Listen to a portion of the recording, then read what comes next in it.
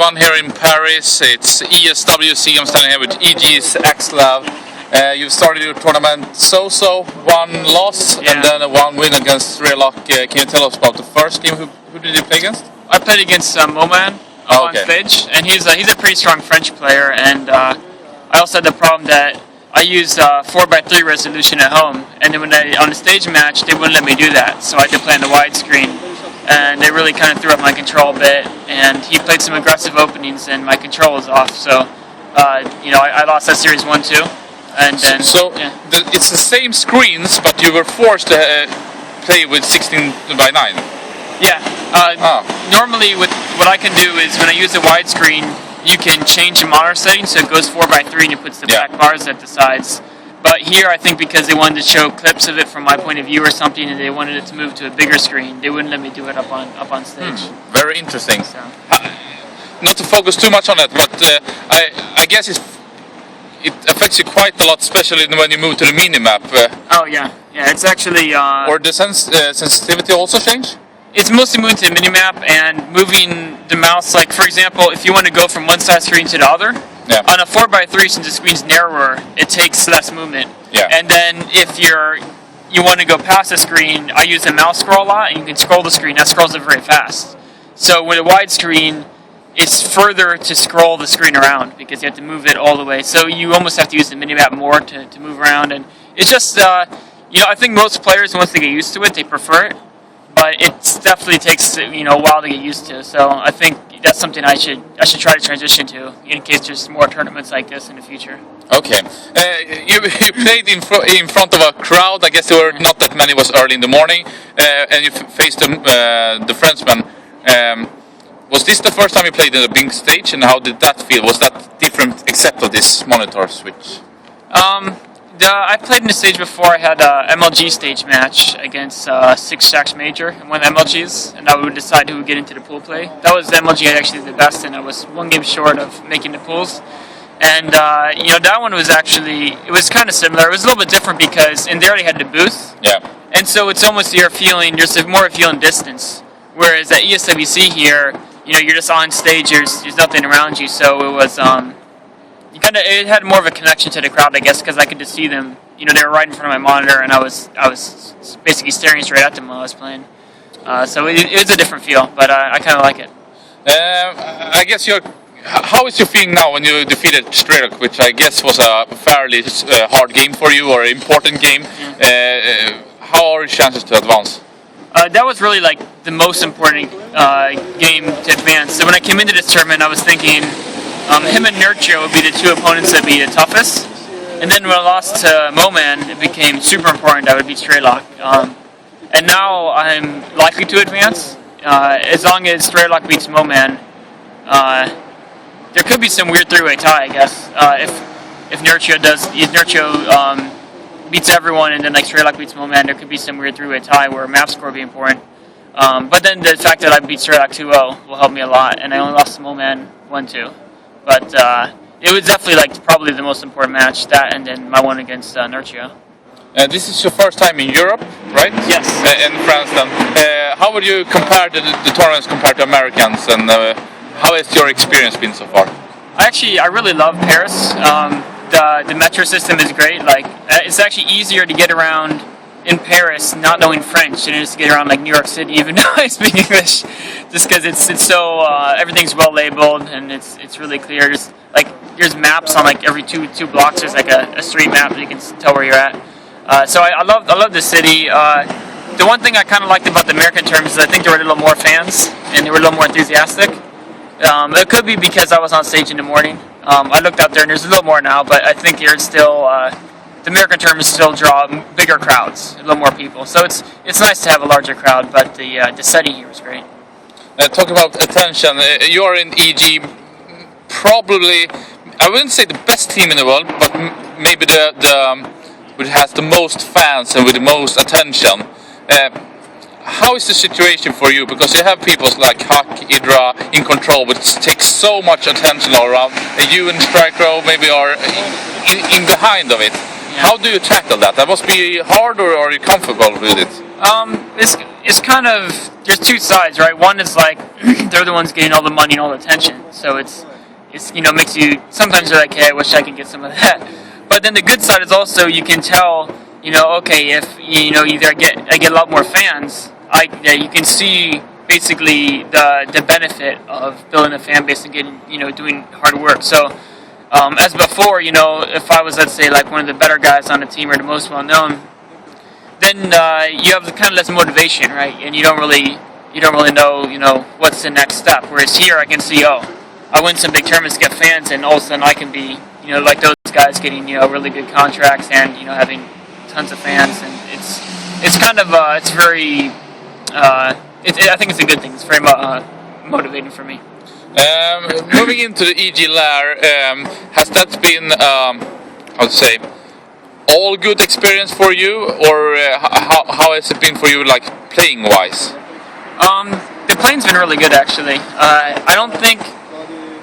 I mean, I practiced with my teammates before I moved into EG Lair, so it's not like I practice differently, but I do practice more because it's the factor of you seeing other guys next to you playing. You're going to put in more hours each day. You're going to take shorter breaks because it's when you're in like any type of team, you kind of, there's a little bit of competition with the guys to make sure you're not seen as the guy not doing as much work, right? You want to be the hard worker of the team. So it definitely really helps out the work ethic. That's definitely the good thing. I guess the only slight downside is you're in a house with 7 other guys and you're all sharing certain things, so like fridge space and whatnot can be kind of a pain. Is that what you are fighting about? If there's some tension within the house, it's like you didn't clean this up, or you took my ice cream or whatever.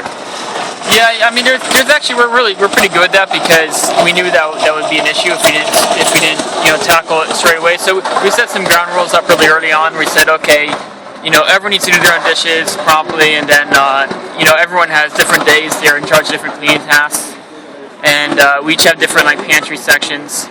So I mean, it's sometimes a pain when some people don't do their work, but then enough of us can get on them about it that. It works out better than I actually thought it would. So who is the lazy one or the messy one, and who is like the best guy at the house? I think as far as cleaning, Anna and myself probably do most of the cleaning. As far as I know, Stripe sleeps all day, so he probably does not quite as much. He's doing some good practice though now.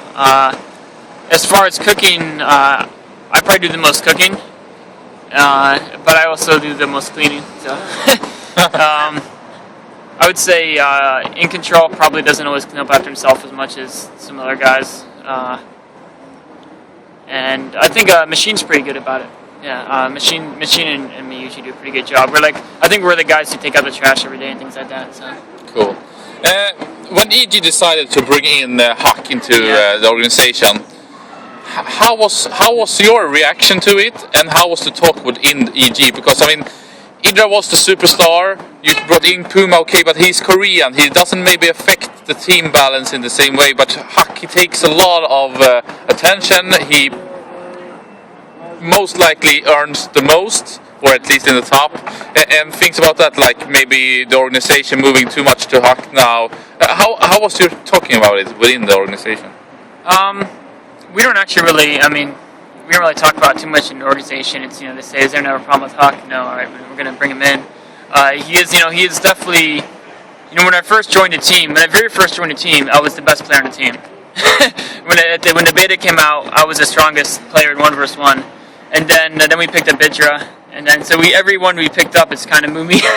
Everyone we picked up has been like a superstar player. And I actually kind of like it, because before, they would count on me to win in the team leagues, right?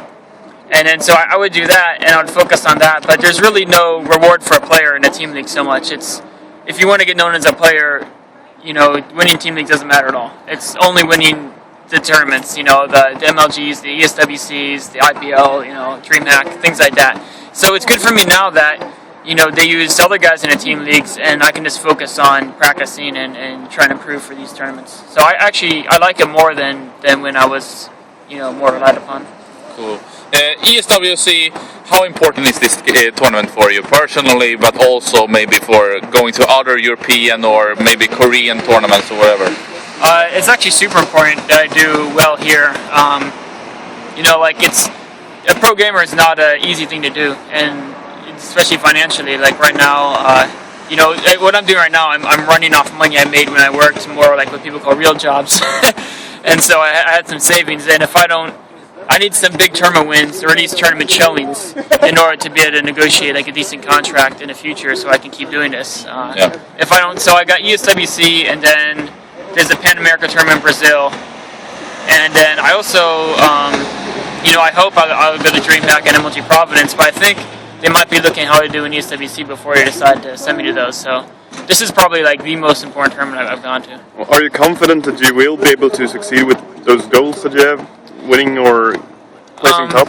I was pretty confident before I went in here, but a lot of the tournament rules are different, and like I actually couldn't find a copy of the rules beforehand, and then now I find like Talder Molter is a version that I've never seen before, and none other players have either.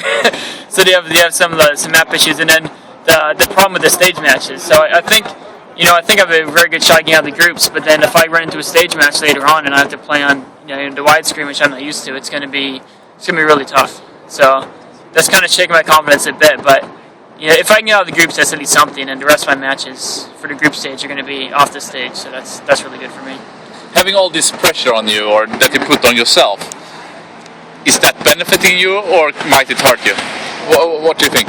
I think it benefits you when you practice, but it kind of hurts you when you play. I know I was at IEM last week. Yeah. And now when I was confident, but I kind of went into the match like my mind was thinking only like don't mess up. Yeah. You need to win this. And then so I canceled my second unit when it was like 99% done. I lost in some of the most ridiculous ways because my mind was not thinking about what I should be doing in the game. It was just like keep on going, like don't mess up. You got to win this. So I've learned from that though, and in my matches today, I've just been keeping my mind on the game and not like I kind of push all the external things of the importance of the game itself like out of my mind and just focus on the game while I'm playing it. The groups are, like we said, you played 2 games, right? Yeah. So you don't know how it will end, if you pass through or who you're going to face in the playoffs. But what are your goals? Is it the top 5, top 3 that you're aiming for, or can you be, if you pass the group, then you feel like, okay, I did at least good, and then you can like refocus, or? I went into IEM with like a real goal to make top 4, and then I didn't do so well in that tournament. So I didn't give myself a goal this tournament. I'm doing one goal at a time. Right now, my goal is to make out of groups, and then once I do that, next will be when it's just one match at a time. I'm not going to try to look at something in the future and then put all my focus just on the individual game at the end. Who do you think is the favorite? For this tournament, I would probably say it's tough. There's really, I think, 3 favorites. There's really 4 favorites. I can't pick between MC, Marine King, Stefano, and Idra. Those are the 4 favorites. If you had to pick one, I'd probably lean towards MC. He's been, showing some of his better form lately, and he's a Codas champion, so he definitely has shown he has what it takes. But those 4 are the top dogs, definitely. Are you impressed by MC that he got back in shape, because he was really in the slump for a while, and now he seems almost as strong as before? Yeah, it's one thing is it's hard to tell if he was slumping before or if he just had a couple bad games, because there's a lot of variance in StarCraft 2, and basically he had something like six losses in a row. But that could be he might have just had 3 bad days, and all his practice games he was playing really well. We didn't see. It's hard to tell, but either way, it's going well for him again now, and it's nice to see Protoss do well, because lately it hasn't been looking good for the Protosses. We talked about it a little bit before, but just to end this interview about France and Europe, was it what you expected? What have you surprised you? Is there anything that you can share about Europe and France? I think one thing I thought a few more people would speak English. I know I've had friends who've gone to Spain, for example, and they said in the cities there it's 1 out of 4 people or something will speak English. Whereas here, when I've been walking around, it's very rare. It seems to find someone. So I thought it'd be a little easier for me language-wise. But then another thing is I was surprised by how easy it was to find your way around without even being able to read anything. It's just the layout seems confusing with the roads, but because they have so many, so many maps and everything's really kind of well described and everything's like the street signs are all easy to find. There's arrows pointing how to get places. It's a really kind of well-made city for people wandering around.